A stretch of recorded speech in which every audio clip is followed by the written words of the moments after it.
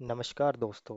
आज हम बात करने वाले हैं एक ऐसे डिसीजन के बारे में जो आपके लोन्स, इन्वेस्टमेंट्स और पूरी इकोनॉमी को डायरेक्टली अफेक्ट करता है। आरबीआई ने रेपो रेट को पॉज दिया है, लेकिन क्या ये सिर्फ एक ब्रेक है या आगे चल के और रेट कट्स आने वाले हैं और ट्रंप के नए टैरिफ्स का क्या इम्पैक्ट होगा इंडिया पर। चलिए बात करते हैं आपके साथ फाइनेंस सिंप्लीफाइड विद कार्तिक में। सबसे पहले बात कर लेते हैं आरबीआई की मॉनेटरी पॉलिसी के बारे में। तो आरबीआई ने रेपो रेट को 5.5% पर ही रखा है, यानी कि कोई भी बदलाव नहीं आया है। ये डिसीजन एकदम एनोनिमस था और स्टांस भी न्यूट्रल है। अब आप सोच रहे होंगे इसका क्या मतलब है। दोस्तों, रेपो रेट वो रेट होता है जिससे बैंक्स आरबीआई से पैसा लेते हैं। अगर ये कम होता है तो आपके loan like home loan, car loan और बिजनेस लोन सस्ते हो जाते हैं। सारी चीज़ों पे इफेक्ट पड़ता है इसका। आरबीआई ने पिछले कुछ महीनों में 100 बेसिस पॉइंट्स का कट दिया था, लेकिन अब पोज कर दिया है। क्यों?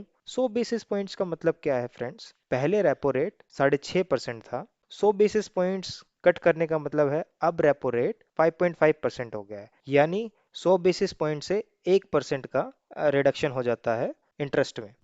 लेकिन ग्लोबल टेंशन के चलते हुए यूएस प्रेसिडेंट डोनाल्ड ट्रंप ने इंडिया पर नए टैरिफ्स लगाने की बात की है। कुछ प्रोडक्ट्स पर 25% तक टैरिफ्स लगाने की बात कर रहे हैं दोस्तों। आप देख सकते हैं आजकल चर्चा में ये सब चल ही रहा है। ये एक बड़ी अनसर्टेनिटी क्रिएट करता है ग्लोबल ट्रेड में। अब सोचिए, अगर यूएस टैरिफ्स बढ़ाता है अब सोचिए अगर यूएस टैरिफ्स बढ़ा देता है तो इंडिया का एक्सपोर्ट महंगा हो जाता है, डिमांड गिरती है और इकोनॉमी स्लो हो सकती है। समझ रहे हैं ना दोस्तों? सी, इंडियन रुपी की वैल्यू भी आजकल कम हो रही है। वो क्यों हो रही है? क्योंकि यूएस टैरिफ अगर बढ़ाता है तो एक्सपोर्ट्स कम होंगे, और आप सब लोग जानते हैं जिस कंट्री के एक्सपोर्ट ज़्यादा होते हैं और उसकी इकोनॉमी उतनी ही स्ट्रांग होती है। तो ऐसे ही अगर हमारे एक्सपोर्ट्स कम हो जाएंगे यूएस जैसे देश में, तो हमारे क्या है, डिमांड गिरेगी और इकोनॉमी थोड़ी स्लो हो सकती है। आरबीआई को ये सब देखना पड़ता है, इसीलिए वो कॉशियस है थोड़ा सा। अगर इन्फ्लेशन बढ़ गया या ग्लोबल ट्रेड और अनस्टेबल हो गया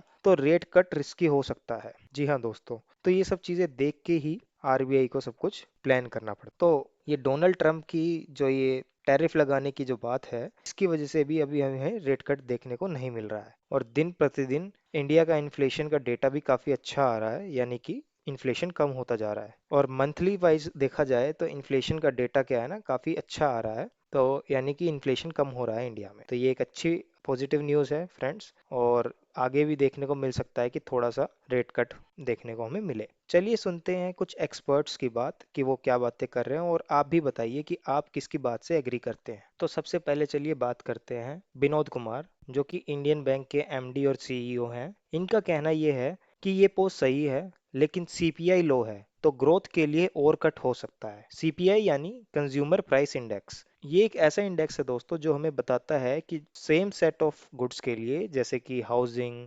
क्लोथिंग, फूड और ट्रांसपोर्टेशन के लिए पहले कितने पैसे लगते थे और सेम सेट के लिए अब कितने पैसे लगते हैं। तो ये एक तरीके से इन्फ्लेशन हमें काउंट करके भी बताता है। जैसे कि पहले हम लोग ये कहते थे कि बहुत कम पैसों में पहले पूरा घर चल जाता था, सब कुछ हो जाता था, और अब तो उन पैसों में कुछ भी नहीं होता है। तो वो सीपीआई से ही कैलकुलेट होता है। तो इनके हिसाब से और रेट कट हो सकता है, आगे देखने को मिल सकता है हमें। अब बात करते हैं मदन सबनाविस, जो कि बैंक ऑफ बड़ौदा के चीफ इकोनॉमिस्ट हैं। इनके हिसाब से एक और रेट कट हो सकता है, लेकिन वो डेटा पर डिपेंड करेगा। यानी इनका भी यही कहना है कि आगे आने वाले टाइम में 1-2 महीने में हमें और थोड़ा रेट कट देखने को मिल सकता है। अब बात करते हैं रनन बनर्जी की। तो ये कहते हैं कि डोमेस्टिक डिमांड अभी स्ट्रांग है, तो अभी और रेट कट की ज़रूरत नहीं है। यानी कि ये न्यूट्रल है, और रेट कट आगे हमें देखने को नहीं मिलेगा इनके हिसाब से। इनके अलावा सीमा प्रेम, जो कि एफआईए ग्लोबल ग्रुप से हैं, इनका कहना है पीएम मुद्रा योजना के बोरोवर्स को रेट कट का फायदा मिल रहा है। वहीं अशोक कपूर कहते हैं फेस्टिव सीजन में हाउसिंग डिमांड स्ट्रॉन्ग रहने वाली है। तो दोस्तों, एक्सपर्ट्स का कहना है कि आरबीआई ने स्मार्ट मूव किया है,